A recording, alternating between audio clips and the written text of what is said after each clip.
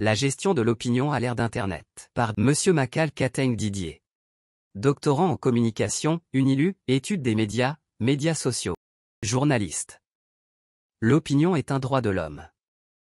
La Constitution congolaise, et de nombreuses lois à travers le monde, ainsi que les conventions internationales comme la Déclaration universelle des droits de l'homme consacrent la liberté d'opinion. Pourquoi faire alors? Parce que l'expression libre est liée à la dignité humaine, à la nature humaine qui est liée à l'expression, à la communication. Nul ne peut être inquiété pour ses opinions. Tel est le résumé de nombreuses formulations du droit à l'expression, à dire ce qu'on pense de quelque chose. L'être humain ne peut pas ne pas communiquer, et une de ses meilleures façons de communiquer consiste justement à prendre la parole, par écrit ou oralement, à dire ce qu'il pense, à donner son point de vue sur la politique, la religion, l'économie, la politique, à diffuser ses idées ou celles des autres auxquelles il croit. La limite à cette liberté d'opinion est le respect des autres, de l'opinion des autres, et le respect des lois.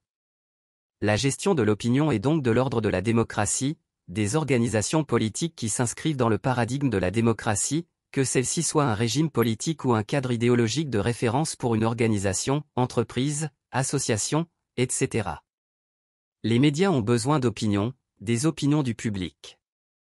Cela leur permet de construire leurs audiences, leurs auditoires, pour convaincre leurs bailleurs ou clients, tantôt en termes de mesures de succès ou d'impact, tantôt en termes d'attente du public. Il faut comprendre ce à quoi pense le public, ce qui l'intéresse ou le préoccupe. Il faut également avoir une idée de ce qu'il pense du travail des médias, des productions que ceux-ci lui proposent. Et puisque les médias se trouvent au cœur des intérêts ou attentes multiples, des politiques, des organisations, entreprises, associations, et du public lui-même, savoir utiliser l'opinion, la gérer devient un enjeu de succès des médias. Autrement dit, les professionnels des médias, particulièrement ceux qui opèrent en ligne où les tendances et opinions évoluent très vite, changent très vite, ont intérêt à savoir comment s'y prendre face à quelque chose d'aussi banalisé dans le langage courant et d'aussi complexe que l'opinion. Attente, chaque participant saura, à l'issue de ce module, saisir les enjeux de l'opinion publique et en déterminer ceux qui intéressent son travail au quotidien. Il saura, en plus, gérer les opinions qui émergent de ses propres productions. Plan du séminaire. Comprendre l'opinion publique. L'espace public, lieu de l'opinion publique.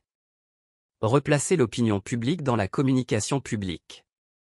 Les journalistes dans l'espace public. L'opinion publique, les journalistes et le public.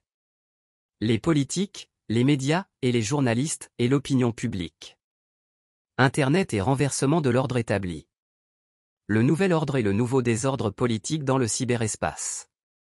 1. Comprendre l'opinion publique. La démocratie, la liberté d'expression ainsi que la gouvernance transparente reposent sur la participation publique ou citoyenne qui, elle-même, repose en grande partie sur l'opinion publique. L'opinion publique, ou plus simplement l'opinion du public, s'érige tantôt en sanction populaire, élection, vote, tantôt en contrepoids ou réponse du public qui accepte ou décline des décisions politiques.